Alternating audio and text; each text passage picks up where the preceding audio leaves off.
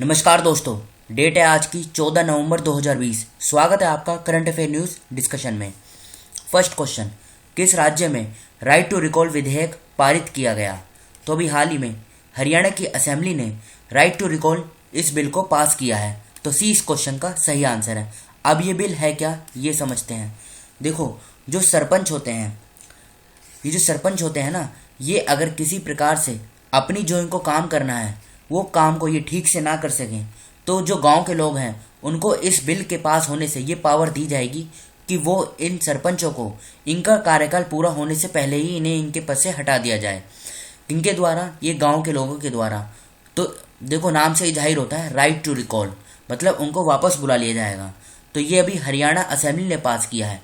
देखो, क्वेश्चन भी इंपॉर्टेंट है, एग्जाम में सीधा सीधा ये क्वेश्चन पूछा जाएगा आने वाले टाइम में। बॉडी मास इंडेक्स बीएमआई में कौन सा देश टॉप पर रहा है? बताइए, डेनमार्क, नीदरलैंड, फ्रांस या फिर स्वीडन।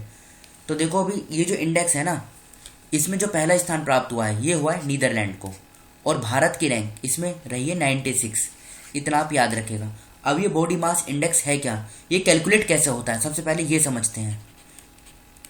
देखो, जैसे कोई पर्सन है ए, इसका जो वेट होगा ना, इसको केजी में मापा जाएगा, और उसी प्रकार से इसकी जो हाइट होगी इसको मीटर में, तो केजी डिवाइड बाय मीटर, मतलब हाइट में।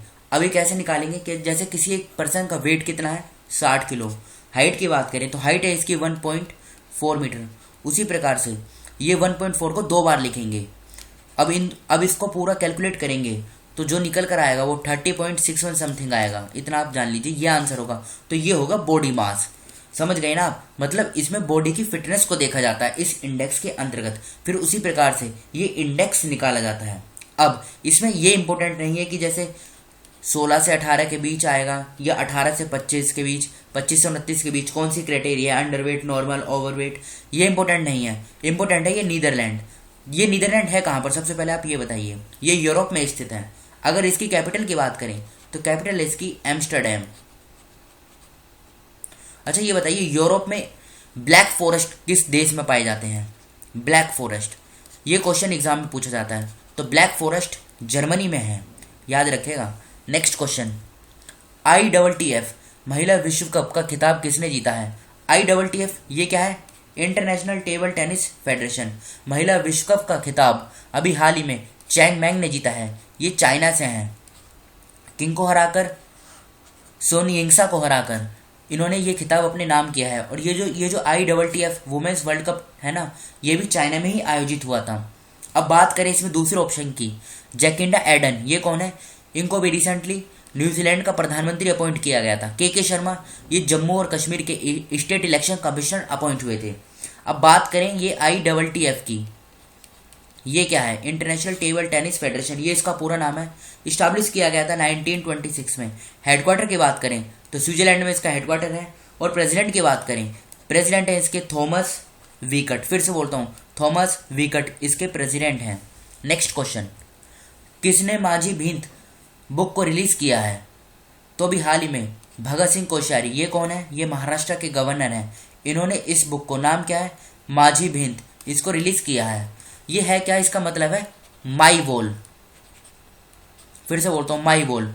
और इस बुक को किसके द्वारा लिखा गया है? इस बुक को लिखा गया है, देखो, जो महाराष्ट्र के फॉर्मर मिनिस्टर थे ना, मिनिस्टर ऑफ एजुकेशन, नाम क्या था उनका? ये नाम भी देखो एग्जाम में पूछा जा सकता है सीधा सीधा। तो इनका जो नाम था ना, ये था राजेंद्र डेडा।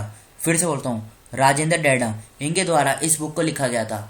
अब ये लिखा गया है, सॉरी, ये बुक रिलीज की गई है भगत सिंह कोश्यारी के द्वारा, जो महाराष्ट्र के गवर्नर हैं।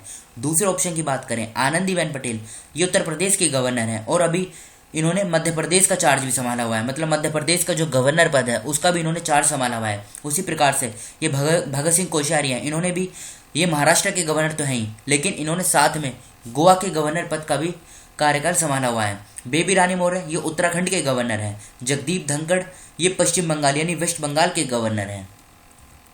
पाके टाइगर रिजर्व किस राज्य में स्थित है? देखो, ये भी न्यूज में था। क्यों? क्योंकि इसने पाके टाइगर रिजर्व के जो ग्रीन सोल्जर्स हैं ना, उनको कोविड-19 के लिए इंश्योरेंस कवर प्रोवाइड किया है। और ये ऐसा नॉर्थ ईस्ट में पहला टाइगर रिजर्व बन गया है, पाके टाइगर रिजर्व, जो अरुणाचल प्रदेश में स्थित है। याद रखेगा। अच्छा अभी कुछ टाइम पहले एक और टाइगर रिजर्व उसमें था चर्चे में, क्या नाम था उसका? पन्ना टाइगर रिजर्व। ये कहाँ पर है? ये एग्जाम में पूछा जा सकता है। तो ये मध्य प्रदेश में स्थित है। किस राज्य ने देश में एमएसएमई के तहत रोजगार प्रदान करने के मामले में शीर्ष पे है? महाराष्ट्र, बिहार, उड़ीसा या फिर केरला? देखो लॉकडाउन के समय बहुत सारे राज्यों ने, मतलब सभी राज्यों ने प्रयास किया कि अपने अपने राज्यों में वो ज़्यादा से ज़्यादा एम्प्लॉयमेंट को प्रोवाइड करा सकें, और इसमें आरबीआई के द्वारा ये लिस्ट जारी की गई और इसमें पहला स्थान प्राप्त हुआ महाराष्ट्र को।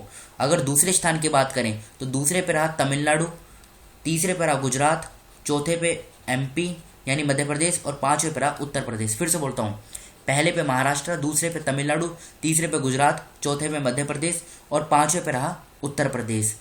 ये क्वेश्चन इंपोर्टेंट है। नेक्स्ट क्वेश्चन की तरफ चलते हैं। किस मंत्रालय ने लोकल फॉर वोकल दिवाली अभियान शुरू किया है? तो अभी हाल ही में मिनिस्ट्री ऑफ टेक्सटाइल, इस मंत्रालय ने ये लोकल फॉर दिवाली कैंपेन को शुरू किया है। अच्छा अभी ये बताइए मिनिस्टर ऑफ टेक्सटाइल ये कौन है? यह है स्मृति ईरानी। इन्होंने अभी लोगों से अपील की है कि वो लोकल वेवर्स और लोकल आर्टिशंस, इनके बनाए हुए जो भी लोकल टेक्सटाइल और हैंडीक्राफ्ट हैं उन्हीं को खरीदे और उन्हीं को दूसरों को गिफ्ट में भी दे, जिससे क्या हो, ये लोकल फॉर वोकल का जो प्रधानमंत्री जी का जो कंसेप्ट है इसको बढ़ावा दिया जा सके। देखो लोकल फॉर वोकल का मतलब होता है डोमेस्टिक चीज़ों का ज़्यादा से ज़्यादा यूज़ करना। विश्व निमोनिया दिवस कब मनाया गया? तो ये अभी हाल ही में 12 नवंबर को मनाया गया विश्व निमोनिया दिवस। बस आप इतना याद रखिए, इसे फर्स्ट टाइम 2009 में बनाया गया था। अब बात करें दूसरे ऑप्शन की, 5 नवंबर को बनाया जाता है वर्ल्ड सुनामी डे। 7 नवंबर को बनाया जाता है क्या?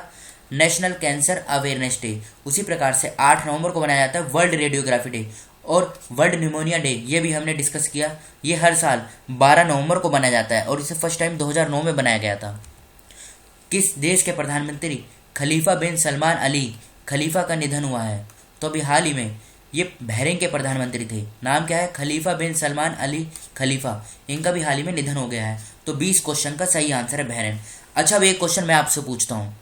देखो एक साइड है क्या पर्शियन गल्फ और एक साइड है गल्फ ऑफ ओमान, तो इनके बीच में कौन सी स्टेट पड़ती है? अगर ये क्वेश्चन पूछा जाए तो इनके बीच में पड़ती है स्ट्रेट ऑफ हॉर्मूज। उसी प्रकार से रेड सी और गल्फ ऑफ एडन, इनके बीच में कौन सी स्टेट पड़ती है? देखो ये जो पर्शियन गल्फ वाले जो कंट्रीज है ना उसके पास की लोकेशन है, तो रेड सी और गल्फ ऑफ एडन के बीच में पड़ती है बाबल मंदेब स्टेट, याद रखेगा। उसी प्रकार से पर्शियन गल्फ और कैस्पियन सी के बीच में कौन सा देश आता है? तो ये आता है ईरान। इस प्रकार के क्वेश्चन भी एग्जाम में देखो पूछे जाते हैं।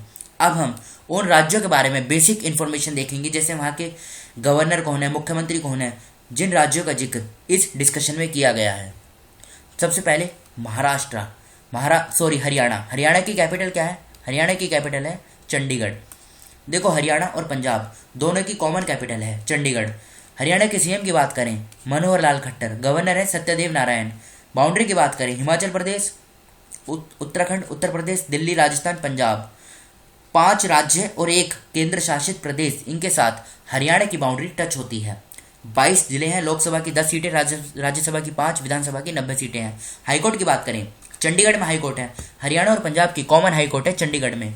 मुख्य न्यायाधीश की बात करें हरियाणा की जो हाईकोर्ट है चंडीगढ़ में, यहाँ के मुख्य न्यायाधीश हैं रविशंकर झा। अरुणाचल प्रदेश, अरुणाचल प्रदेश की कैपिटल क्या है? ईटानगर। मुख्यमंत्री की बात करें पेमा खांडू, गवर्नर बीडी मिश्रा।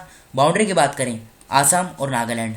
जिलों की बात करें 25 जिले हैं, लोकसभा की 2 सीटें, राज्यसभा की 1, विधानसभा की 60 सीटें हैं। हाईकोर्ट की बात करें गुवाहाटी में इसकी हाईकोर्ट बेस्ड है, चीफ जस्टिस हैं एन कोटेश्वर सिंह। फिर से बोलता हूँ एन कोटेश्वर सिंह। महाराष्ट्र, महाराष्ट्र की कैपिटल है मुंबई।